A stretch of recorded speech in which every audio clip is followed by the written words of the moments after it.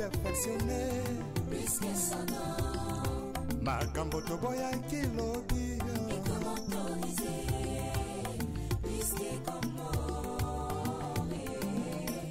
C'est pour que ma boy. Il faut ça au moins 3 mois. Mouké. Ah, on était à Milawan. Ok, d'accord. Ok.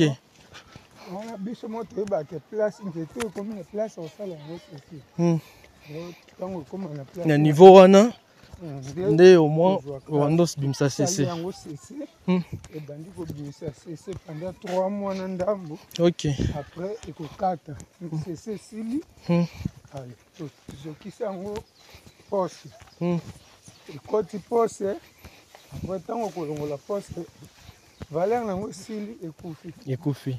Voilà, maintenant, et pour ça, encore, maintenant, tant qu'on a aussi la cessé. Et c'est combien de temps pour que c'est bon? Non. Na début en c'était tant qu'on bandi ko bima po akoma. Na place oyo. C'est ça là akoma ko bimisa cessé. Avec plus ou moins de 5 ans, 6 ans.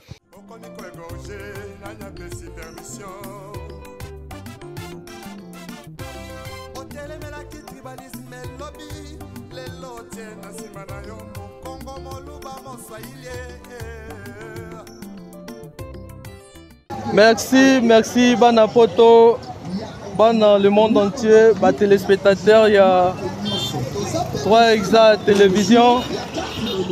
Les lotos, le conseil la bino, deuxième partie, il y a présentation, il y a commune de Lancélé. Commune de Lancélé où, à titre de rappel, je vous rappelle que Exa au moins a plus de 60 quartiers. Et aujourd'hui, Tozan a mon quartier. La commune d'Ancélé, Oeza quartier Sikotra, et plus précisément dans la cité Nganda CC. Cité Nganda CC, je vais vous relater un peu l'histoire de cette cité. Et la cité Oyo, là où Mobutistes, les anciens du régime Mobutu, Babandaki au moins, Koya, Yako Mela, Bansanga CC, Oibmakaya Fresh.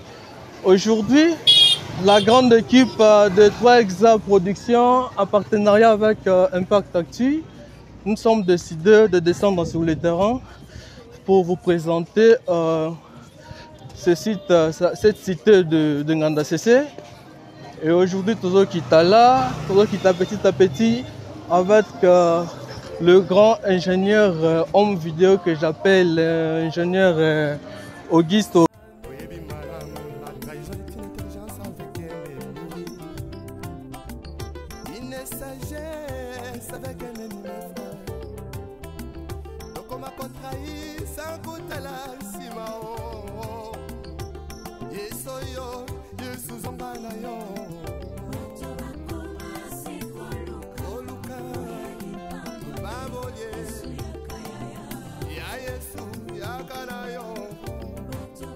Direction Oyoza, il y a Nganda CC route Oyozo, mais ma cité, il y a ancienne première dame de la République démocratique du Congo, à la personne de Madame Olive Lembe Kabila, l'épouse du sénateur à vie Joseph Kabila Kabange. Cité Oyo, la clôture que vous voyez à ma gauche, cité là où les camps de réfugiés, de déplacés de guerre, du temps de Mouzé et puis Joseph Kabila Kabange, guerre est à l'est de mon pays, de notre pays, comme ESA aujourd'hui actuellement. C'est cette cité ici que le réfugié, les déplacés de guerre, Goma, vers Bukavu, il y avait même comme qui Liban dans la cité un camp de réfugiés et de déplacés de guerre Sikotra, raison pour laquelle même les quartiers Sikotra ici et là ta combo parce que quand on dit sika réfugiés bazalaki na quand il y a cette yal au Azalaki aussi un ancien dignitaire ya mboko du temps ya régime ya président Mobutu Sese Seko Kukuwendo Wazabanga. Alors oza site na ye mobimba jusqu'à la fin et cité oyonde sika ba réfugiés bazalaki et sika quand ba réfugiés baza ba déplacés baza et il y avait aussi une école qui na kati l'école Saint-Joseph Bonsomi. Oyo la grande direction, je pense jusqu'aujourd'hui à la niveau il y a 7 Nandjil.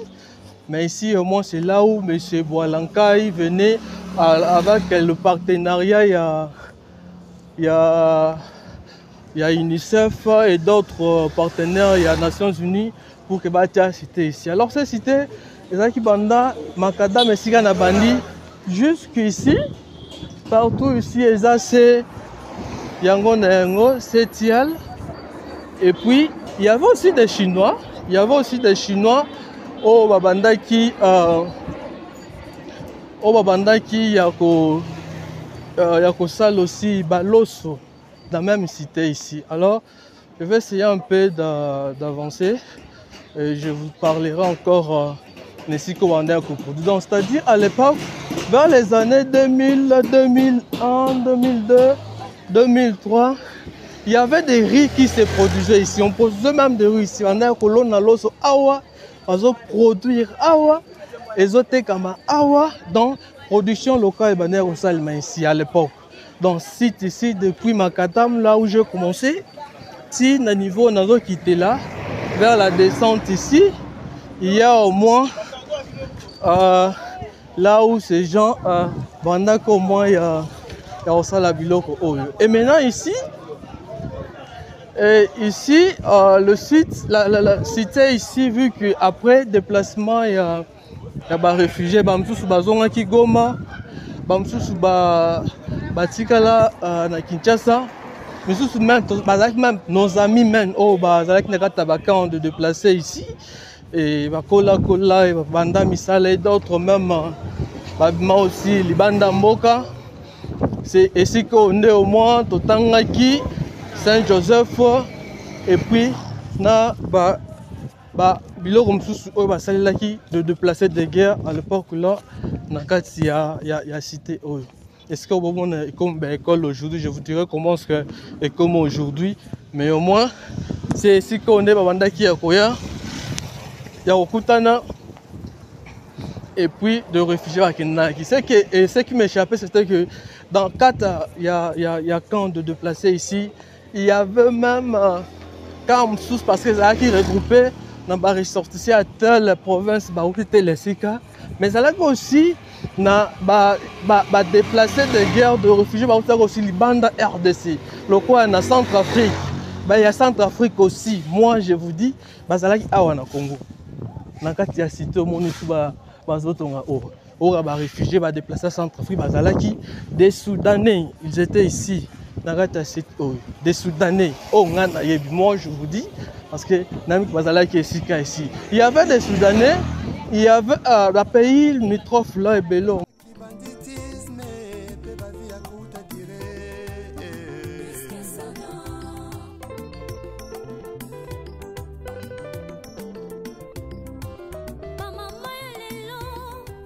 Là où je suis arrivé, c'est à partir d'ici. Il y avait un pompe là quelque part. Et puis c'est à partir d'ici où les Chinois, dans la culture, il y a l'osso, il y a rue. Donc, Nakat ici, terrain tout oyo tozomono moi. Je m'excuse. Terrain tout oyo tozomono là où tongi, bakoti, belé. Et ce sont des terrains vraiment marquagés. Marquagé parce que terrain tout est tondi dans cet espace ici. Vous allez essayer un peu de voir. Il y a au moins des sikoyo, l'osso, chinois planté pendant que ça la culture. Il y a l'osso pendant que ça na katskuna bazo produire awa bazo tsango na basagi awa ko emballer ici. Donc c'est vraiment un terrain marécagé. Même toutes ces maisons là que vous voyez. Et là vraiment na kati ya mai. Alors risque ça que demain ou après-demain likambo oyo ekomelaki bandeko na biso na niveau ya Tchangu na Njila Kimba Njila et puis Petro Congo Kingabwa et autres est-ce que maman etondaka vous voyez comment ça demande les autres est-ce que maman etondaka situation na et comme aussi côté donc tous ces cités aux homona même les écoles ici on les a construits dans un terrain qui est vraiment marquage. Je suis dans ces quartiers depuis 97, je sais de quoi je vous parle, je donne des explications. Alors nous allons continuer. Nous allons continuer au moins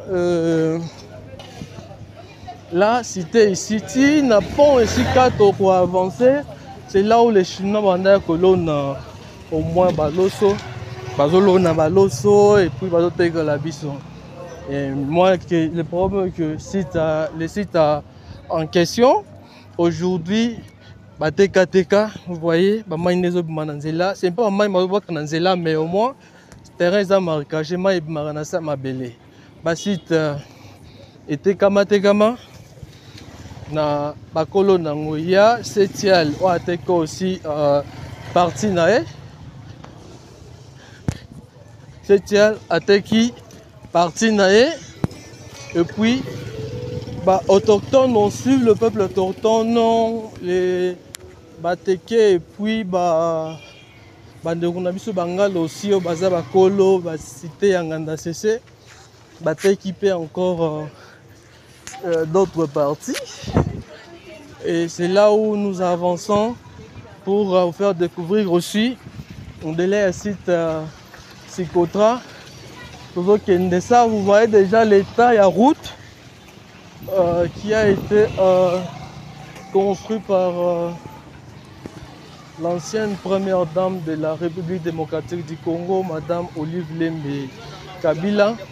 Étant dans Komeli, elle a vraiment délabré des nids de poules, il y a minène tellement. Bana Poto, Bana Afrique, Bana Congo, Bana monde entier. Votre mission continue.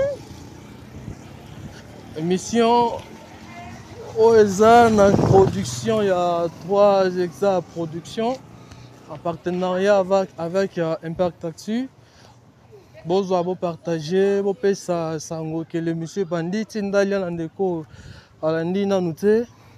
vous commenter, vous pouvez avis, vos commentaires, vos suggestions seront le bienvenu dans l'émission puis dans l'équipe de 3 hectares de production. Alors, ici, quand on a commis ici, on a comme au moins dans la cité, cité Mama Olive Lembe Kabila. Cité ici, c'est là où, selon les informations qu'on a données de maisons gratuitement, qu'on a fait cadeau na bandeko au moins de 2 minutes, selon les informations qu'on nous a données, que l'ancienne première dame de Apesa na Babola, Mpanzi Densité, Maman Olive, ça commence là où il y a situation, Mabende, fil de fer, jusqu'à la fin, mais ici sur le côté, tu vas voir que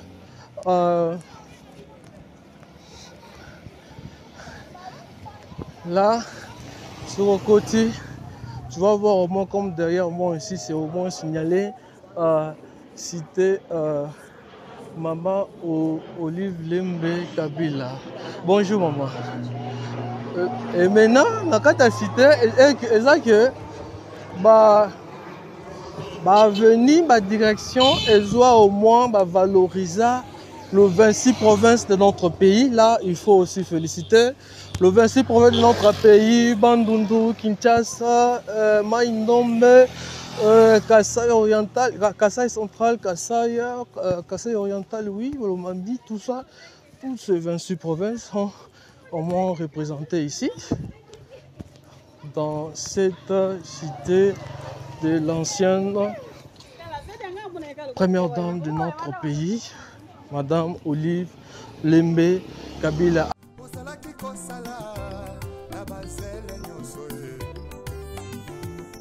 À ma gauche, il y a la paroisse Saint-Nicolas.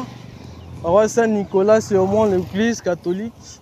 Oh, bah, tout, bah, quand tu vas comme ça, si tu pars comme ça, tu vas vers Saint-Nicolas.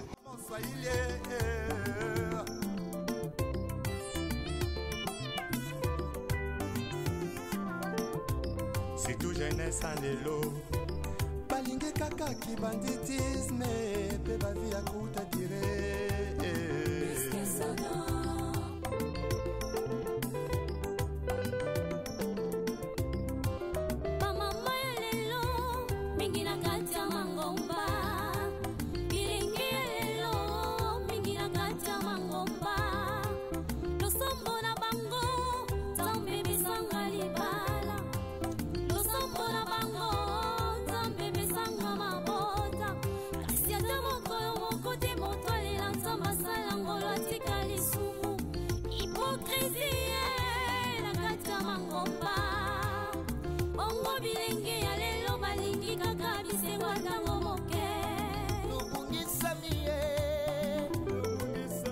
Nous avançons. Ça va démini. C'est l'information. Va démini. Ça bola gratuitement. Mais il paraît qu'il n'y a pas. Il y a ça gratuitement, mais sans document, sans quelque chose, sans sous-bâtiment qui prouve que non. Et comment il y a bon, c'est là les informations qu'on nous a données. Bon, on ne sait pas, Ce sont des choses un peu des politiciens, mais au moins ce qui est sûr, ça va démunir ici gratuitement.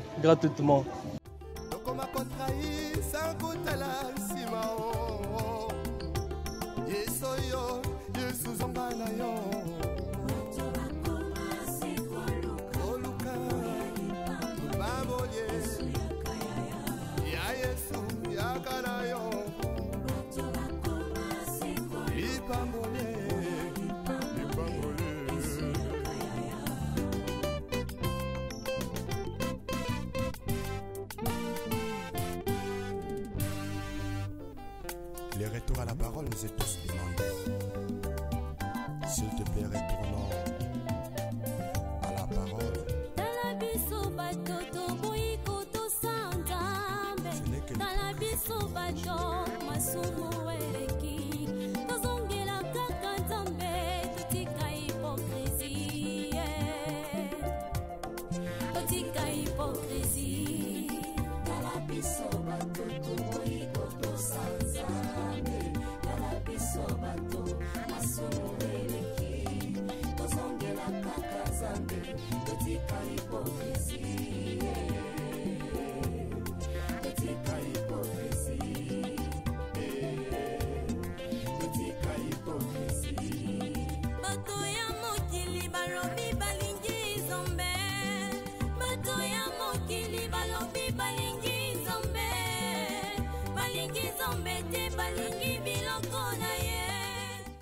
Voilà, donc étendu comme Licolo, à part quand il y a déplacé, Psychotra, tu vas citer mon livre, tout ce que je présente ici, ma maison, tout que vous voyez là, cité, il y a mon livre. Maintenant, la gauche, là où je traverse, c'est la cité Nganda, c'est la cité Licolo aussi. Mais ici, c'est l'entrée principale. Il y a Masanga CC encore moins. Vous voyez que l'inondation au moins et ça le met partout, même jusqu'ici. Et maintenant, ces cités ici, elles ont créé depuis du temps de Mobutu. Donc, nous allons essayer à coloquer autochtone de cette cité. Comme ça, on va faire un peu l'historique, la date, et puis il y a même un sous-story bien, on sait, Nesikoyo, Babotamawa, Bakolawa, Babalawa, et puis voilà. Donc je suis au moins presque à l'entrée.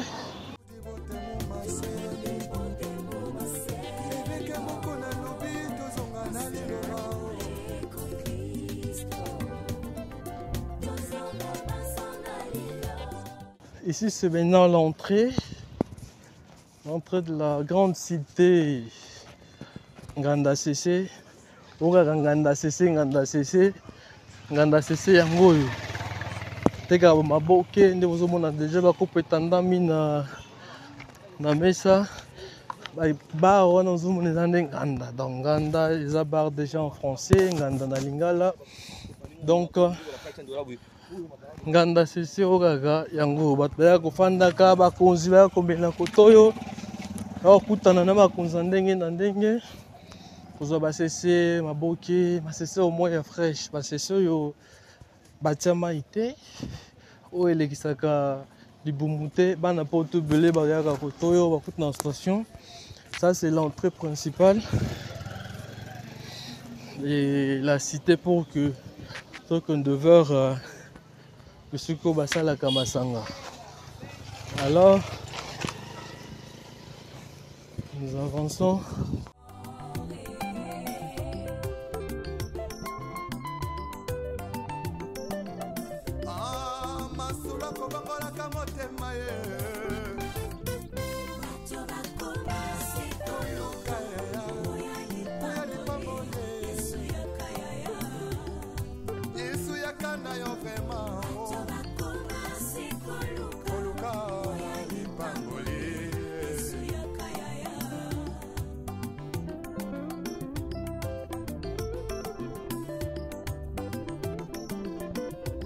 mosali na nzambe ntango ozwaki mbila ozalaki kosala na bazele nyonso ye kasi ntango kaka elevation yeye okomi koegorge nanyapesi permission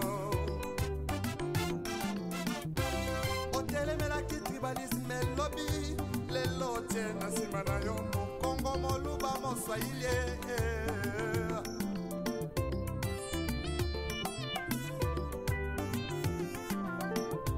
surtout jeunesse en lelo balingi kaka kibanditisme pe bavi ya kuta dire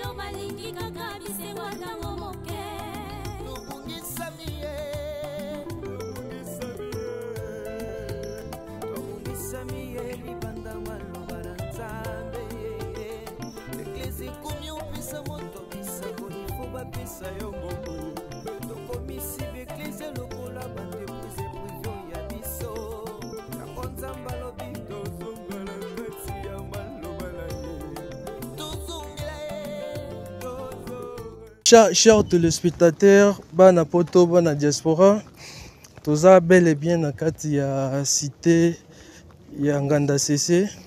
On a expliqué bien ça cité yo. Ya ba Mobutuiste là au moins bazalaki na régime ya Mobutu banda ya kofanda. Là bando beta batu ya kuya kozwa mpepe koto au moins na distance to sali awa déjà na yo ka mpepe ya fraîche et to ki te sika masanga vraiment te ya ceci o bataka mai na kati te masango so mêlé collection au moins libumu te. Alors tozi aussi moko ya ba autochtone o ayebo au moins quartier très bien inda ko expliquer bis au moins malheureusement to commune sikoyo ban c'était commis tellement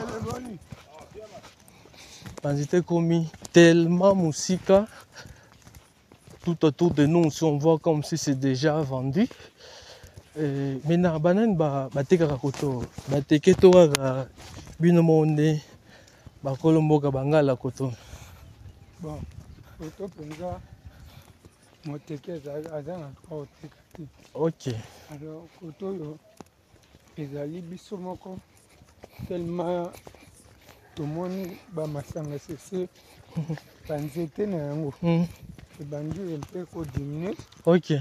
nde mwa baplace ezotikala bi po sese nde eza wana soki tosali yango tosinga mesure ya kobimisa yango sese ebetaka plus au moins de 3 mois na ndambu ezobima kaka masango après ça koya kokata nzete ekufi alors nzete wana na ntan wana etikala lisusu kaka uniquement mpona koproduire bapose après kosala yango pose nzete ekufi eza sinteleo mosusu kodugaa te.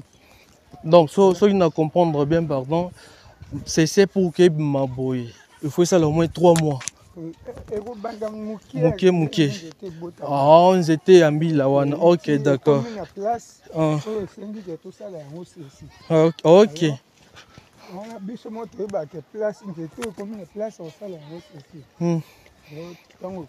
Le niveau wana nde au moins wandos bimsa cessé. Ebandi kobimisa cessé pendant 3 mois na ndambo. Ok. Après ekokata cessé sili. Allez, tozokisa yango pose. Ekoti pose. Après ntango kolongola pose valeur nango sili ekufi. Ekufi. Voilà maintenant epusana encore bisika etikali kuna. Maintenant tant banda osala cessé. Et si c'est combien de temps pour que c'est bima? Non.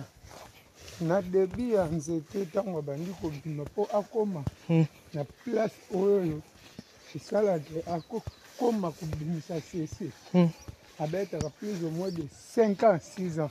5 à 6 ans. Ok, d'accord. Nabi pour que masanga cessé nde bima na nzete on a déjà ekoli comme 6 ans. Tant oye que il a ka yote ka otembeli seulement na nzete mbila nde eza masanga cessé bimi. eza na bamarke oyo biso moko tosala yango po toyeba kotala nzete tokoyebake oyo elongi ya nzete koto sese kobima oyo loboko oyo motapalo eza baterme oyo toyebi ok oforme yango ebimisa sese soki oyebi te okobimisa elongi nango esika mosusu obebisi yango mwaye ebimisanga sese te oyebina omai ya pamba. Ok. Maintenant, tant on sala bon, ils auront combien de temps? Par jour, tout jour, mort, au salon, ici, c'est bien. Oh. Tellement que vous êtes spécialiste. Donc, tu t'en au bêtis le soir et bimi. Bon, c'est ce qui au bêtis formé en haut. Il faut que l'ango quelques jours à boire mbanga. Mboto moko bimakana. Ndetanga ko boire kango a opesa signal que oui akomi na mbanga ya pembe toko eko ebimisa cc. Nde ozwa tanga kotia bido. Oh. Ok, n'est-ce que bando ko. Il n'a pas ton déjà écouté 5 litres, 25 litres. 4 jours mon retour. Bonjour maman. Vous allez bien? Jour mon retour 2 jours ou bien boutique on a un ton dia pour nous boire bimisa. Bon. Après ça dépend ndenge azotinda cc. Na nzete musoko tia déjà 3 litres. Musoko tia 5 litres. Ça dépend ndenge azotinda. Alors, au occupé quoi?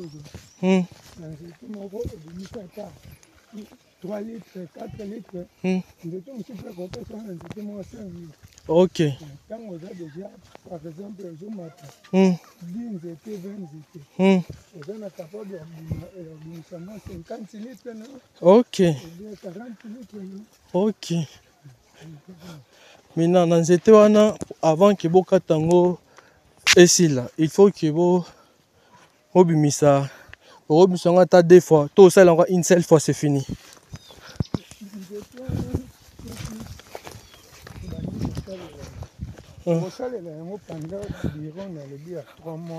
Oui oui. Donc 3 mois on sait la grande était mon coin. OK.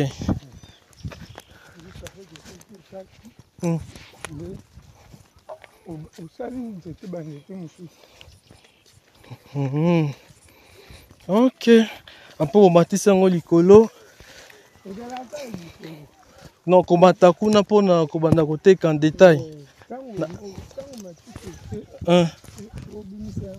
OK. OK. Mina etekeli ya kuna koto pe botekaka na usine ou bien il faut ka muta somba kuna likolo. Problème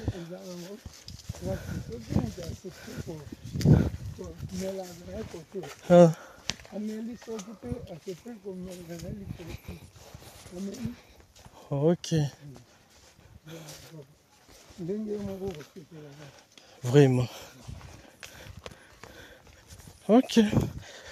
Bana poto, bana diaspora, bana Congo, toujours continuer. Vous voyez que tout est tellement musika likolo. Vous voyez qu'il tatine assez. Uniquement pour que tout l'accepte d'engue cessé bipanka. Donc on est cessé. Puis donc on a déjà cessé ce kita. Au moins ça c'est où t'as. Donc bidon on a wana masangezo bima. Donc comme même nasi wana mona ne ba bateliango.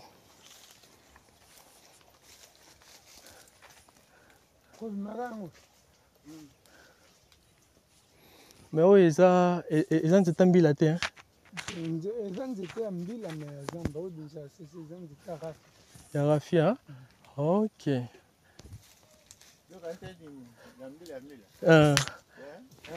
Donc,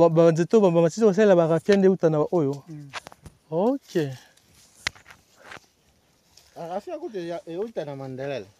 Ah, oh.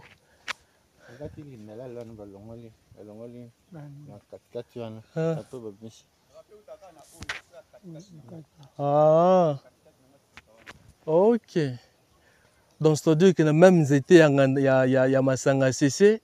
Donc, Rafio, tout le monde a danseur folklorique, balataga, et où tu as même été. Mais, na lindala ya katika to ya sikawana, de balongula, basali Rafia. Ok, d'accord. Sans le savoir, ignorance. Oui, kangi na nsimana. Babenga ngo kinga. Wana ba dialecte ya Bangala. Ok. Donc c'était vraiment comme musique. Très petit bikoto okunda. Je vois aussi okunda modèle nango. Ok, d'accord. Voilà, c'est que tu as retourné. J'ai que tout le monde a resté à moko ezobima. Tu as osé on a vu ça. Bonjour. Qui m'est ça? Ok. Mais bah mazipo pe mbise bimara. Na mazipo. A formé à col sambis. Ok. Ok. Voilà. Même na kin soki ok kinois a kufinzala. Azo senga na nzela. C'est que ça volonté na imoko. Même parce que ici même maziba oh bambisi o likolo au fond dans likolo ba otekolo peut-être au mpeku 2000 francs, 3000, 5000, ça vient d'ici. Ceux qui va pêcher et mati aussi likolo car na nganda cessé aussi na maziba wa et mati aussi likolo ba sukolango bien et mon toye baté sike wuti mais au moins et valeur et ba sombi to que pour liambi sikito mais uti kotoyo to mataboy. Mais qui non soit bisi ya ka kopepa koto yo ya ko sala liziba ah musala batomboka musala zamba mais wana ndezo nourrir ba foyer belé banda ko belé ici ba famille aussi msuso to ebani depuis longtemps na cité oyanganda cessé mais moi aujourd'hui akoma pe na bana na basi bana pe belé ba nourrir pe banda kuna ba foyer bana bazotanga. Et le tout, Nangolu Yanzambe.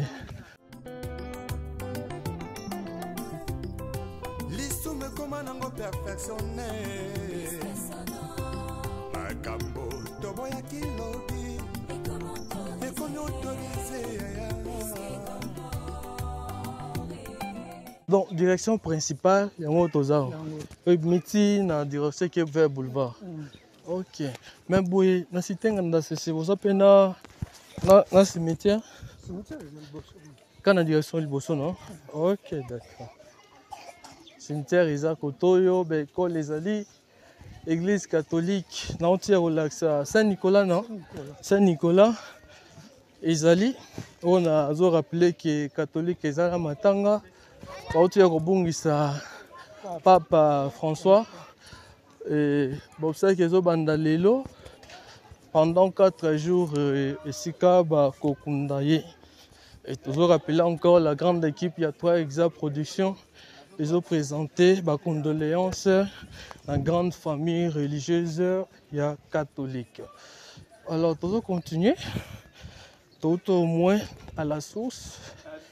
La source, wana esika basala kamasanga cc bidon bomoni wana nesika cc bimaka bidon wana netondisaka te à 25 litres, 50 litres avec le même récipient là.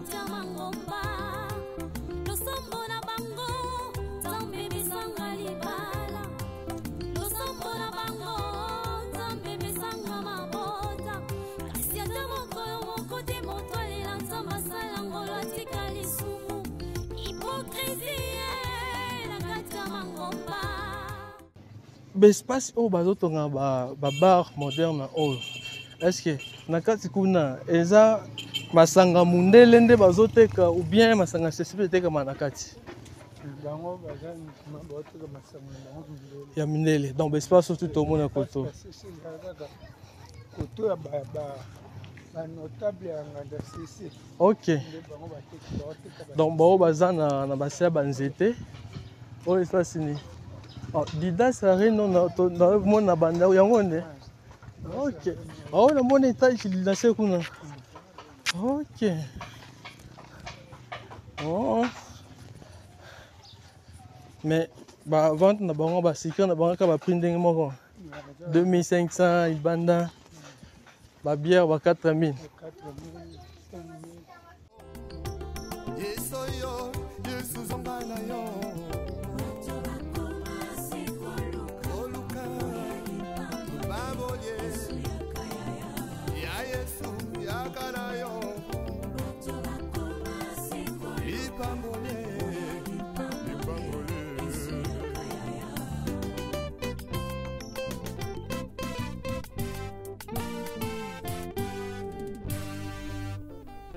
Les retours à la parole nous est tous demandés. S'il te plaît, retournons à la parole.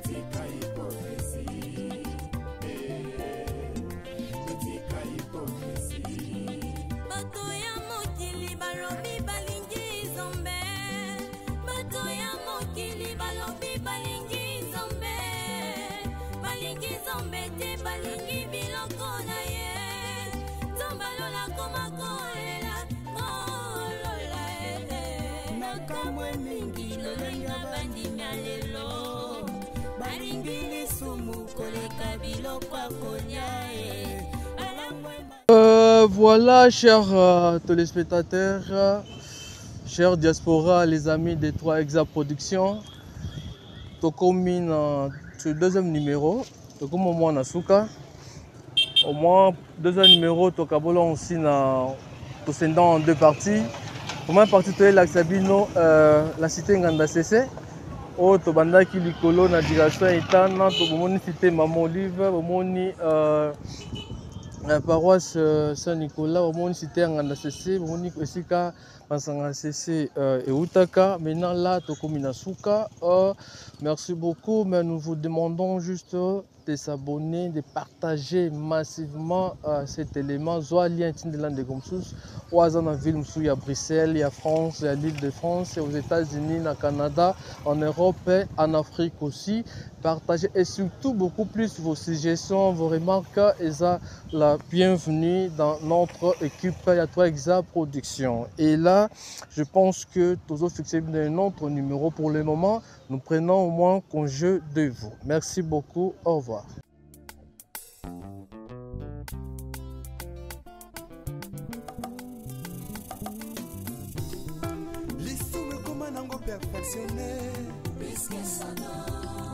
Makambo toboya kilobi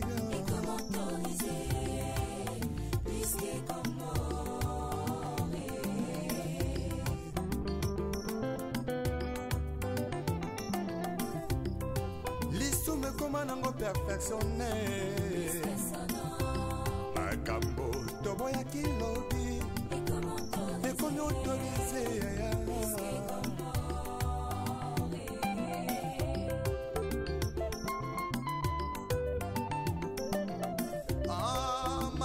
kobangolaka motema ye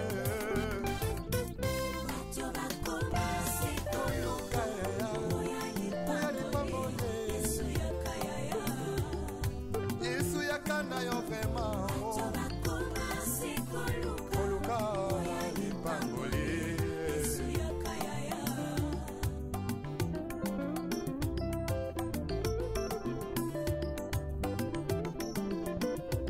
mosali na nzambe ntango zwaki mbila ozalaki kosala na bazele nyonso ye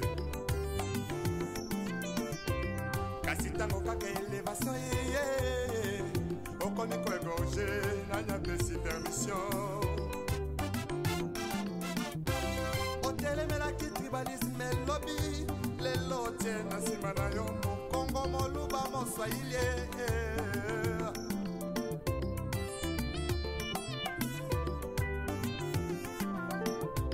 c'est tout jeunesse en lelo balingi kaka kibanditisme pe bavi akuta dire